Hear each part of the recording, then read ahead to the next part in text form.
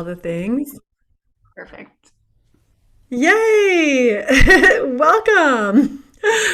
Thank you. Welcome to Yay. Activate, our really lovely membership. Just been just really enjoying our soul fuel inside of there. So we're super glad to have you with us, Emily, as you fit right in with manifesting. I'm going to introduce you, and then we're going to dive on in. Yay. So, Thanks for having me. oh my gosh, super glad So to have you. excited. Yeah, and before I do that, I think I'm just going to tag a couple people in too. I know some people are going to catch the replay, but there we go. Some people who may be around right now. Okay, we're going to go with that. And let the forces that Yay. may be. Yes. Yes. All right. Well, welcome to Emily Anne Brant, who is an author, speaker, and soul mentor. She loves to give her clients and audience a brand new way to manifest and bring them back home to their soul, which is exactly the kind of person I want to be talking to. I love it so much. Oh my gosh, I'm glad to have you here. I'm not exactly sure how we met to begin with, but I saw your book when you had published your book, The Whole Damn Fire, and I'm like, well, I'm gonna buy that. Yay. Thank you. Yeah, You and know what? I can't remember how we met either. I'm sure it's from one of the groups that we joined, some online program or something like that. But I know it's just meant to be. Yeah. yeah, totally. Well, anyway, I mean, I love talking about manifesting, intuition, manifesting, all the things, and really enjoyed. I actually, honestly, haven't finished your book, but I love what I've gotten through so far. Just some nuggets that are Yay. like, yep, yes, yes to that. So I'd love to just, get kind of start out with a little bit about your journey, like what brought you to this place of even writing a book around manifesting and aligning with your soul. Yeah. Oh, well, first of all, thank you so much for having me. I'm so excited to be here. And I agree. I think you and I are very like aligned and in sync. So I feel like this fit is definitely perfect. How I came to writing a book about manifestation is kind of, I guess it's from my own journey of manifesting. I always knew there was a book in me. I always kind of assumed it would be me sharing my story, which I do share quite a bit of it in the book. But I thought I would be publishing a whole book just of my life story because I've been through some crazy physical challenges that I was born into. I've been through a near death experience. I've been through surgeries, lots of body shame, being born into deformities and Beal syndrome, scoliosis, and clubbed feet. So there's a whole story there Hmm. somewhere. I always thought I'd be publishing that. And Hmm. now I just talk about it a lot wherever I go. Yeah. But yeah, because I've Well, done a lot of work to end the shame around that, which is hmm. huge. Hmm. But how I ended up writing a book about a new way to manifest and coming home to your soul is because coming home to my soul and being free to fully express who I am as a soul is what has allowed me to kind of magnetize all the amazing things that are in my life, all of my incredible clients, my husband, all of these wonderful things that have come in have been manifested when I really look at it, are a result of that soul magnetism, that soul expression, being who you Hmm. actually came here to be. But I guess what sparked the book and why the book is kind of like, I feel like it's really like kind of sassy and spicy. Like it's like, no more this, no more affirmations, no. Yeah, I know. Like this is everything that they tell you about manifesting. You're like, nope, nope, nope, not gonna do that. But we can kind of break those down too. Just if people are like aware, it's on their radar. Like, well, what am I not supposed to do? I'm not supposed to. I'm not supposed to affirm myself every day. So Yeah, and it's not that you're not supposed to. You absolutely yeah. can do all those things. So the reason I ended up kind of writing this book that really goes against all the things we are told to do to manifest, and the key word is do. So it's a Mhm. very doing focused thing. It's a very masculine way It to is. manifest that we've been taught, right? And if we think about it, all of our teachers of law of attraction, like all of the OG Yeah. teachers, they're men. They're white Yep. men at They're that, white men. Yep. right? Like Hmm. that's who we learned manifestation from. So it makes sense that the more masculine approach of just do, just think better thoughts and then take the action. Like, of course, that works better for a more masculine based Oriented. Yeah. person for a Right. man. Mm-hmm. So I was doing it that way because that's what all the books were saying. That's what all the gurus were saying. That's what all the teachers were saying. Like, just keep doing the mindset work. Just keep doing your affirmations. Like, repeat it 50 times, 100 times a day if you have to. Mm-hmm. Do the mirror work. Do a hypnosis. Do a visualization every day. And so I'm like, okay. And at one point in my career, I even published. You can see them behind me, those pink journals. Uh-huh.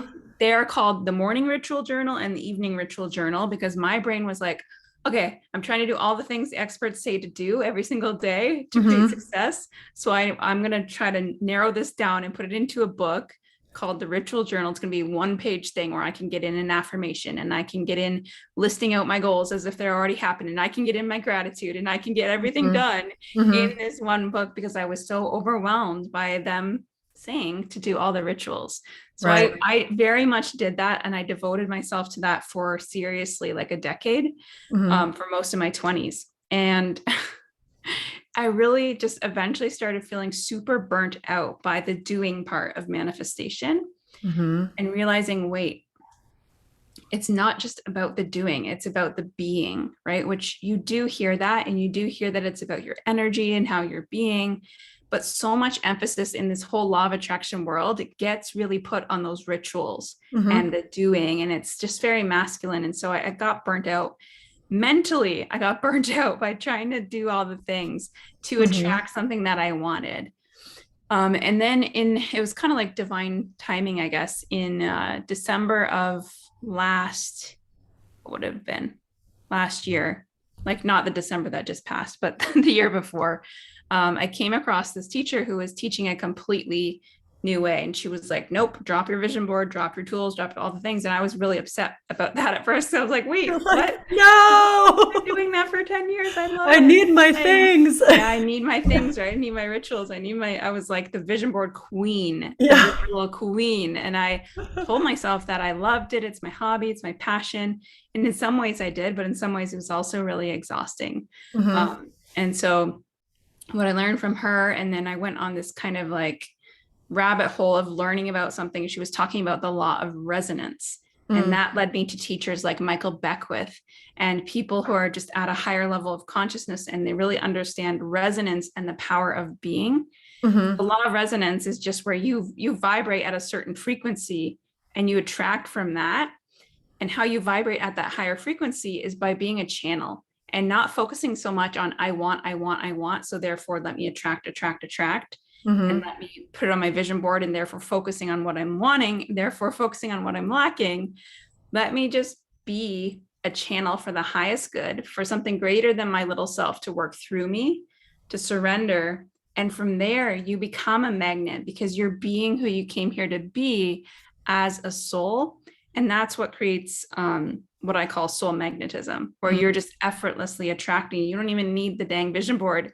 You don't need affirmations. You don't need all the tools. You can do them if they feel good and fun, but you don't need them. So that's what the book's all about. Yeah, well, we're going to take some time with that for sure. I just want to take a moment and just say hi to some of our friends coming on here. Jasmine's here, and Amy. And as we go along, if you have some questions, just feel free to pop them on in, so we can answer them now or as we go. And let's bring some focus into this idea of like resonance. And, I work with energy and frequency too, and it's really been, and Abby's here too, hi, like a real breakthrough situation, especially working with my clients to go, it's so interesting, even beyond the intuition into the energy work, like the frequency work, understanding everything's energy, everything's frequency. And, I think this can be something that it's a lot to take on, and to kind of, we talk about it, it's like, just align with your soul. But, you talked a bit about some things that, like, as a soul, like, yes, we have our pure, beautiful soul.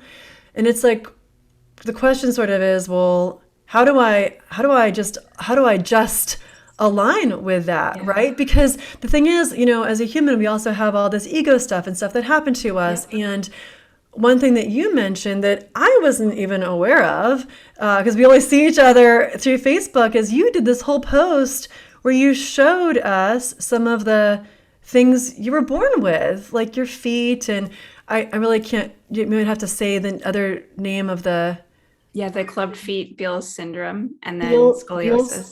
Okay, scoliosis, Beal syndrome is what you were saying, right? Okay. Yeah, I Yeah. wasn't as familiar with that. Right. Yeah, it's really So rare. I'm like, I don't even know. I didn't No know what you're one, talking about. doctors don't even know when I tell them, like, what? Yeah. Yeah. Right. But the thing is like me, I don't even know you. That's part of your life, because I Yeah. don't see that.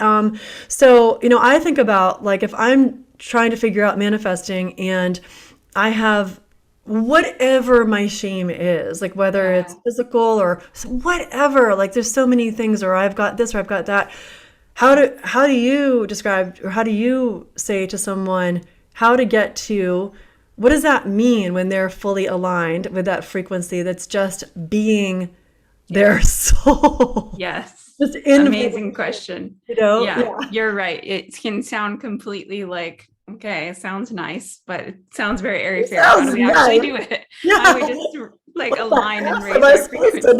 do? Yeah. So I've kind of broken it down into three components that all work together to create soul magnetism. And I wish now I'm like, oh, these are all in the book, but I wish I laid it out like this in the book because I finally figured out like these are the three pillars. It's okay. You can always revise or do a So workbook or something. A yeah, workbook is something to a do. workbook that would be so fun. Yeah.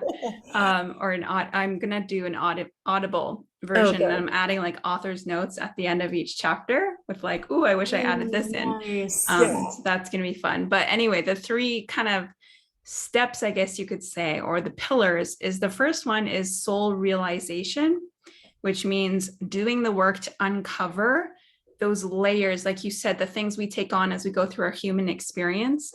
We take things on from our trauma, from our childhood, from our wounding, from Our experiences, ancestors, even from like our ancestors. past life stuff. Yeah. Yes, from past lives, from different generations. I know that I'm carrying from my indigenous lineage, I am carrying a lot of wounding around worthiness and money and so much there, just Hmm. self-worth in general. And then on Yeah. my mother's side, carrying all this body on top of my own body shame, generations of body shame, the cycle that has to be broken. So that's part of that soul realization, is actually doing the work, meaning like the shadow work, which I'm Hmm. sure you do a lot of. I know you're all about this and ending the cycles, to Yes. uncover and peel off those layers that are not you as the soul. That's how we get to, I call Oh, it like the golden Buddha that's underneath. Do you know the story of the golden Buddha?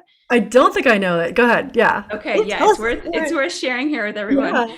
So the story goes that there was a monastery in Thailand, and they built a statue out of pure gold of the Buddha to honor and worship Buddha. So it was pure gold, big statue, obviously highly valuable. Hmm. And then word came that an army was invading, that an army was going to invade their village.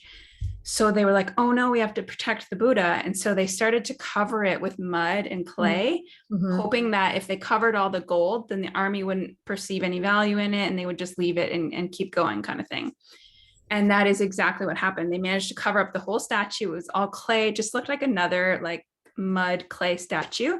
Hmm. And so it was left after the invasion. The army came and went, and the Buddha statue went untouched. Hmm. And then they just left the clay and mud on it. And so years and years go by, and eventually there's no one in the village who remembered that that statue was gold. Like either all the people passed away or whatever. Nobody remembered it was gold underneath, until one day a monk was sitting at the base of it meditating, and a piece of clay chipped off, and he sees this like, like this ray of light, right? This gold. Right. So he's like, what? And he Yeah. goes up and he starts looking, and he calls the other guys over. He's like, come see, look, what is this? What is this? And they look and they start chipping and chipping away, and they realize, this entire statue has been gold the whole Hmm. time underneath. And they chip it all off and they reveal the golden inner Buddha. Hmm. So I like to say to my clients and to my audience all the time, you are that golden Buddha. That's your soul. Hmm. And the mud and the clay is the identities, the stuff you've taken on, the limiting beliefs, the Hmm. roles other people have put on you, the shame you've taken on, the 3D identity that you've created through your human experience. And you've been wearing it so long that you forgot to take it off. Yeah. For God, it's not the real you, but you're golden underneath. Yeah. So the first step is really that chipping away the mud and the clay, which can be the toughest part and Right. the most emotional part for sure. Mhm. So I'm glad that everybody has you here, Right. this membership, like definitely get support with that part because Yeah. it's Yeah, it was interesting too. I've been talking like right now, especially today or yesterday, a lot about this because we had our full moon yesterday. And mm-hmm. with the full moon, like part of that is allowing, and this was also our Cancer full moon. So it's all about emotions, which Mm-hmm. really are like the ticket to uncovering. Let's go see them. Let's get in there. Let's see, like, you feeling bad? Let's get in there and see what that's all about and uncover it. Like, so yeah, so we can get to like that gold underneath and do that work. So we get that pure connection. Absolutely. That's Yeah. great. Yeah. Yeah. So then after you do that, you kind of uncover and you realize who you really are as a soul. You're more able to connect with who you are as a soul, which is the second step or pillar is soul connection. Hmm. So all I do for soul connection is seriously just get quiet and put my hand on my heart because our Hmm. heart's the portal to our soul. I'm going to do that right now. And Hmm. yeah, let's all do it together right now. I can show you how simple it is. You Yeah. just take a deep breath and you just get quiet and you feel the warmth radiating from your heart space. Hmm. And you can even just focus your energy on your heart space or you can visualize it, doesn't matter.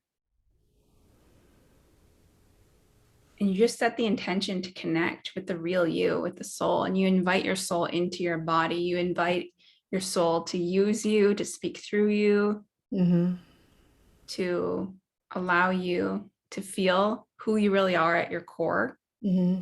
And there's different exercises you can do, even to just like to ask your soul, well, who am I when I'm in joy? Like, who am I when I'm, let's say, on vacation and I'm just totally worry free? Hmm. Or who am I when I'm holding a newborn baby, right? And I'm just Hmm. so in love, or when I'm snuggling with a puppy or a kitten, because Yeah. that's your core. That's Yeah. who you actually are as a soul.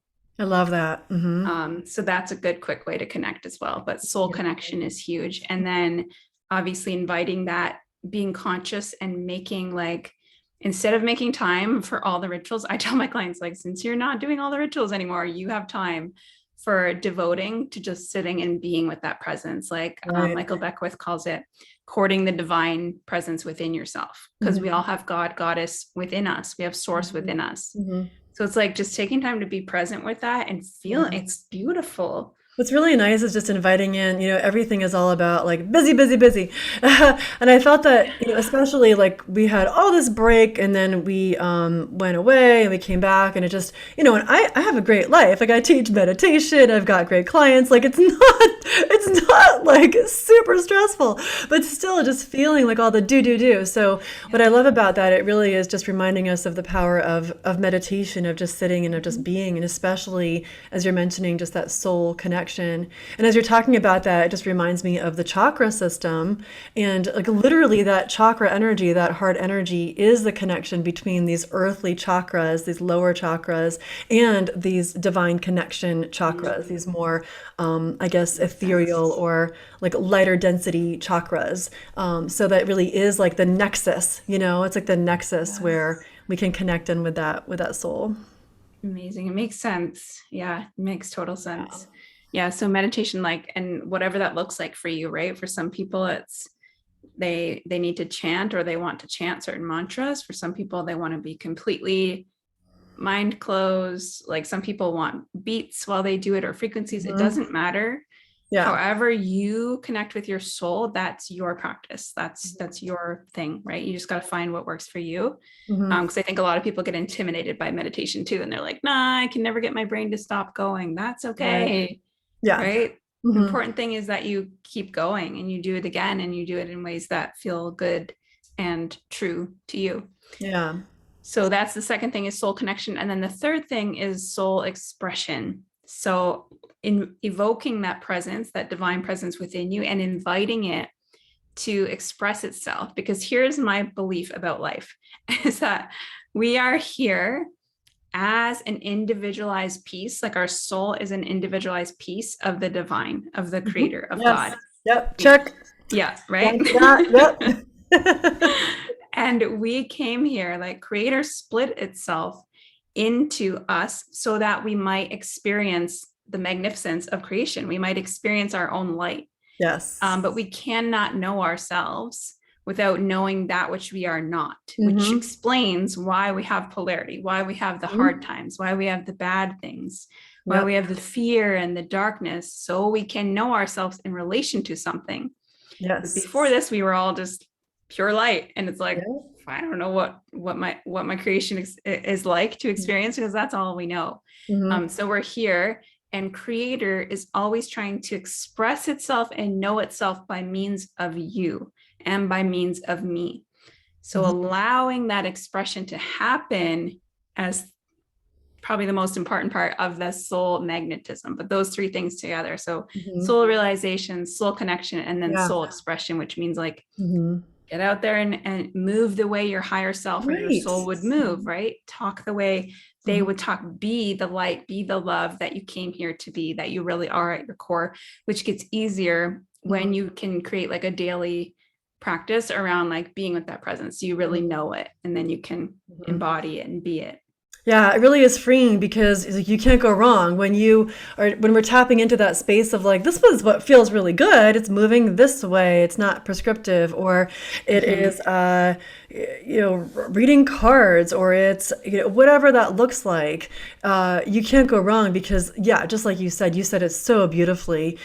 You're being that expression. So Source is getting to understand itself through this expression, and it's specific for a reason. Like I was made like me with these things that spark my heart for a reason.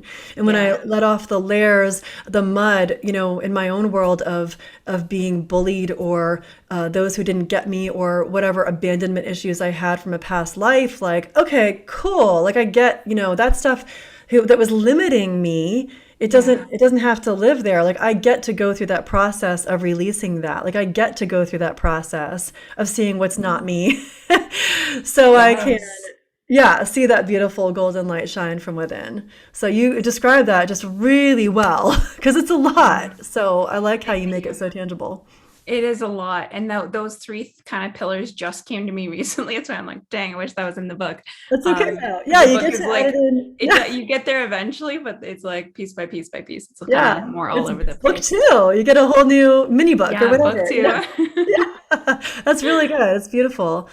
Yeah. So with that, I mean, along with that, so okay, great. So here I am. I'm being my fullest expression. I am manifesting because I am doing my thing, and the next question is, which you may know where I'm going with this, like we also doing our thing have these ambitions. I would say, Yeah. like, we want to make a certain amount of money and we want to make a certain impact. And when we sort of release like any ego stuff from that, it's kind of maybe what we want. Yeah.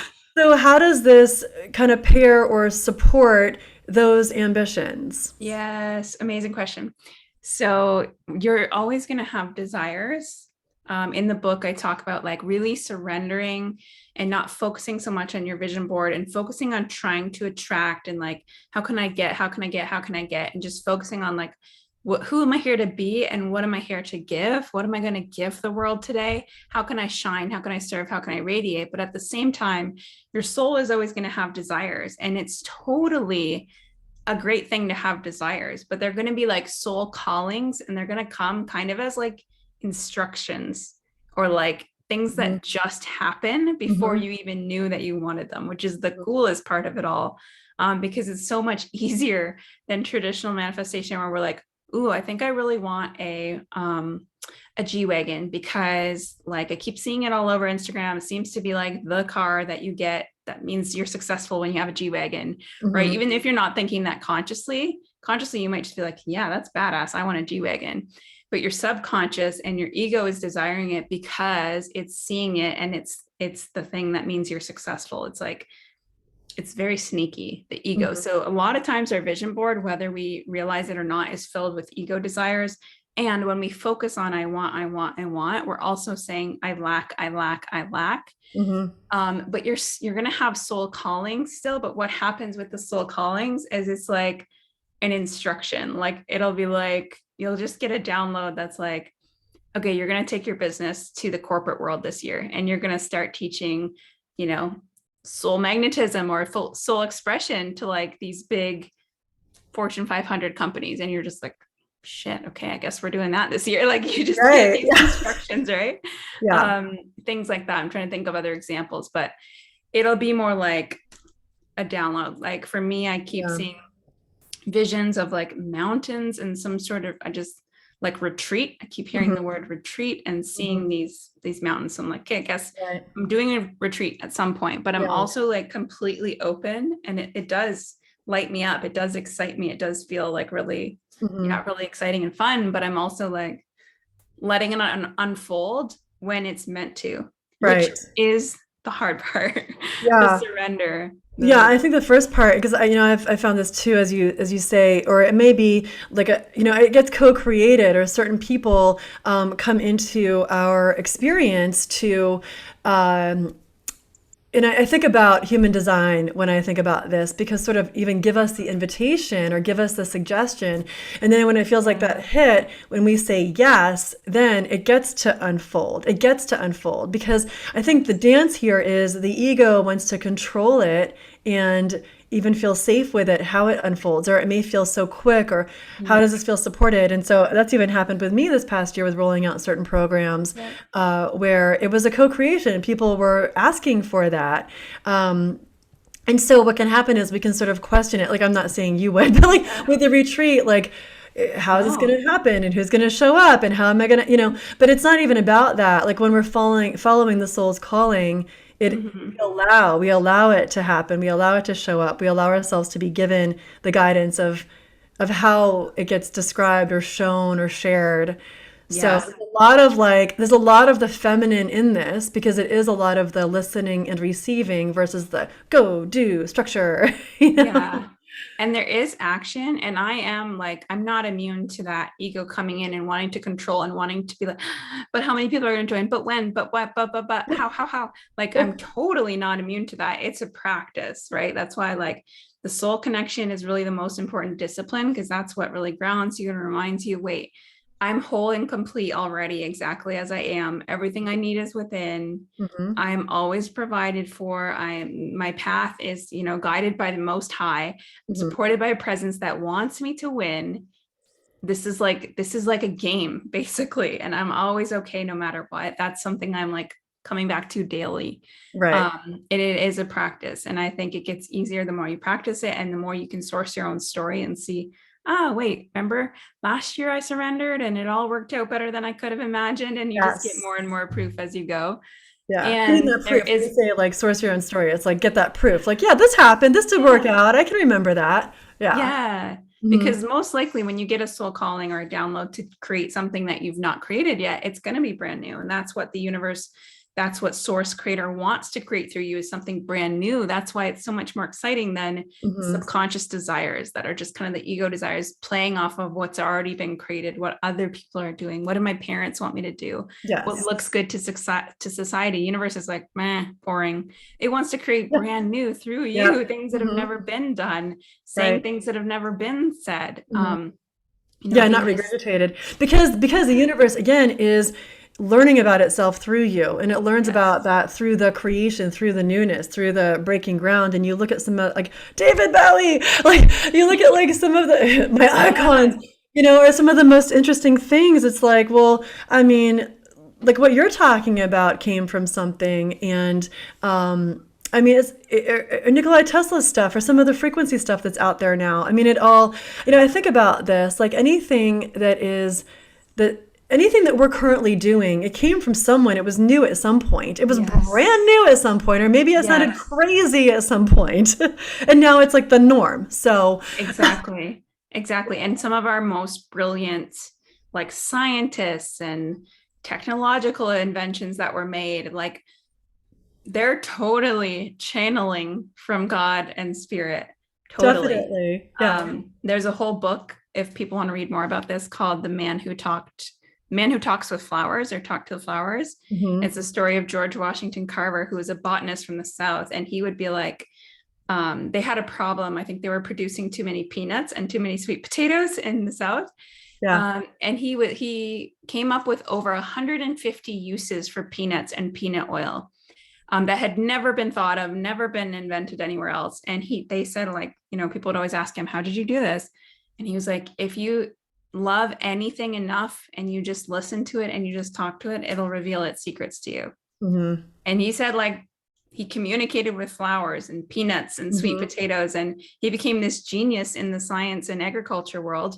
And he would have these like daily walks in the forest where he would just get his instructions from God, talk to the plants, and that's what was created. And that's how so many art masterpieces were created. Like, you hear people saying, oh, that was God, like that wasn't me, something came through me. Yeah. That's really the level that you're playing at when you're manifesting in this way. And it's just kind of like an I don't want to say advanced, because nothing's linear, right? But it's a next level of consciousness versus just, I use my mind and I will things to happen my way on my timeline, but it's kind of ego driven and very control based. But the shift is in letting go of control, which is the tricky part. Letting go and control. With every stage of spiritual growth, you're always letting something go. Yeah. So when you learned how to manifest, you had to let go of your victim story. You had to let go of blaming the world and reacting to the world. And then when you want to go from manifestor to channeler, like genius, automatically magnetic, you have to let go of control. Yes, right. But action is still required. I wanted to say that action is still absolutely required. Right. You don't just sit and you have you don't just sit and watch things unfold. But you'll get downloads of like George Washington Carver said, like, he'll sit and get his instructions from God or spirit, and then he goes about his day and does them. It's beautiful. So, yeah. I see. Amy's saying here, just in some of the comments, just how cool that is. So it's kind of a nice time, if you are watching and you have any questions for Emily, go for it. I know she's going to be in our group for a little bit. So if something comes up even after, or if you're getting the replay, that's an opportunity to pop that in for her too over the next couple days. I love clearly, talking about this with all of you. And I just feel like it's very calming and reassuring just to remind ourselves of this. Like, we're already whole. We've already got this. And we get the downloads. We talk about this a lot in this group. We are guided. In fact, we have a member in here, Laura West, who's written a book called Guided, which is kind of all about that. Yeah, I know. It's so good. Yeah. So just, it's one thing I come back to all the time, is just reminding myself I have these guides, and I am guided. Just a really nice reminder. Yeah. I love that. It's very cool. So Evelyn's saying she loves it. She's listening while she's walking the dogs. Love it. Beautiful. Hi, Evelyn. Oh, and Amy started reading the book. Yay. Wow, that's so great. I know, so many good books. I think we're ready to kind of do some book clubs in this group. Like, this might be one. And then she's going to be here next month with us too, to dive into this also. Yeah, so are there any kind of, like, as we kind of wrap this up, like, any like last little nuggets that you just are like, I want you to know this for our group? Yeah, maybe tapping into source. Let me tune in for a second, see what we have.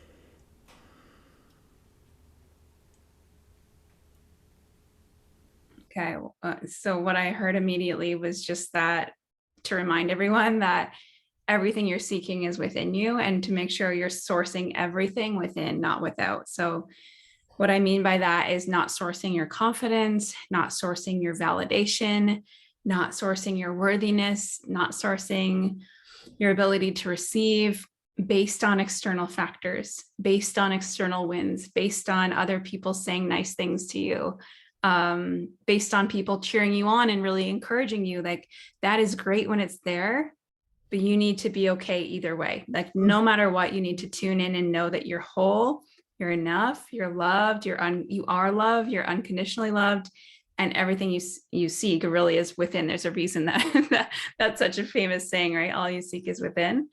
And then another quote that's coming to mind is, when I go within, I never go without. And that's just so true. Words to live by, truly. So make sure you're internally sourcing that approval you've been looking for, that validation, that love, it's all there. Mm-hmm. Just it can almost bring you to tears if you've never truly like stopped, Mm-hmm. or if you rarely truly stop and tune in. Like the first time I really did it, I was just sobbing because I'm like, all this love has been here the whole time, even Mm-hmm. when I wasn't paying attention. Mm-hmm. And all I had to do was just freaking get out of my head and stop and pay attention to it. And so it's the most beautiful thing. That's what I hope everyone takes away from this and tries out today. Thank you. Yeah. Oh my gosh. This is like, I couldn't have even planned this. Like, if you and I had chatted beforehand, this is such a vibe because I was just recording a podcast episode, literally like what you just said. Like, No. literally, this We're is so so in sync. perfect because thank you for just saying that because just as you said, when we're seeking outward, the whole point is like we come from unconditional love. That's Mhm. what we get to be and give ourselves. And along with that, if there are people around us who aren't reflecting what we know we be, right? If they're not giving us that, like we're not Yeah. seeking it, we don't need it. And yet, if Mhm. someone is out there not showing you that, supporting you as a friend or a loved one or a parent, like we get to make choices about that too. It doesn't mean accept, Mhm. beneath who we be, but it does mean that it comes from us first. So I don't need it from my husband. It's nice when it's Exactly. there, but I'm not looking for him. He's not going to give me that, or my kids aren't there to be my little love minions. like, Yeah, yeah. like I get to give that to True. myself. So true. Oh, that's a good point too, because honestly, I think there's a lot of people with wounding from Hmm. their parent, their childhood, and they literally have children because they're like, these are little humans that are going to love me Yep. unconditionally, Yep. which is so just heartbreaking to think about, because how Mhm. can you teach your kids or someone else to unconditionally love themselves when you don't unconditionally love yourself? You don't realize that's already there. It's already It's within called you. codependency, and we Yeah. then we get to work It's a through thing. that. Yeah. So, Yeah. yeah, then we get It's to a real work through thing. that as a human. Like I get to work through that. If that's my story, if that's my Yeah, backstory, then I get to work through that because we are exactly. completely in this earth school. These human bodies, we are imperfect. So we get to come from Hmm. this source and we get to just land in imperfection. And Yeah. that gets to be our journey as we kind of figure that out, that Yes. golden Buddha from within. So Yes. I love thank that you you keep for saying, that. I get to do this work. Like I get to uncover who I am. Like, because Mhm. it's a privilege. And because we have the privilege of doing it, we must. Yeah, Like, absolutely. we Hmm. must. Yeah. Right. No, I agree Beautiful. with you. It's interesting to put it that way. Like I get to, and I like that. It's almost like I'm not sure what the right word is right now, but I don't want to say an obligation. I don't feel like Yeah. that's it. Yeah. But It's not like it's no, totally, it's more like I don't know. We'll figure it out. yeah, we'll figure it out. Yeah, well, It's I'm a so, gift. I'm It's a so gift. glad those who are here are just loving, Amy's loving the good stuff in this conversation. Jasmine, you're welcome. I know it's a good one. I knew it was going to be a good one here with Emily. Abby was watching a video about this. Yeah, if you can, to grab it and post it in our group, Abby, that'd be great. And Amy, Yes. you get it is so much more positive than I have to. Yes, yeah, it's a good reframe. Yeah, Yeah. thank you. It's a gift. It's a gift for sure.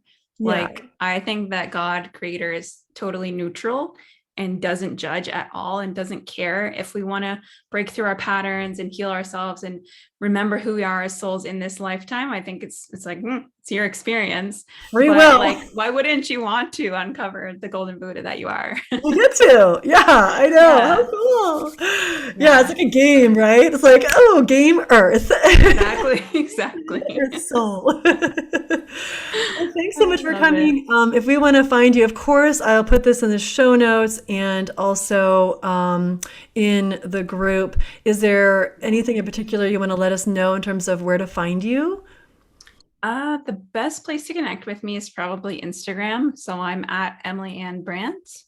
And otherwise, where else am I? I mean, I have my own Facebook group as well. It's a free community called The Soul's Way.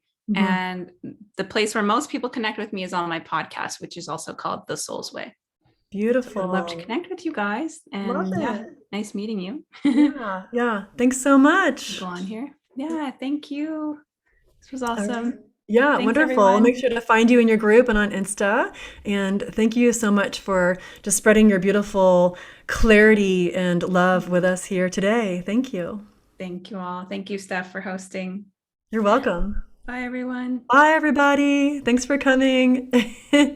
So good, Amy. Wonderful. She's been listening to your podcast. I love it. Ah, yay. Bye. Thanks, Amy. Bye bye.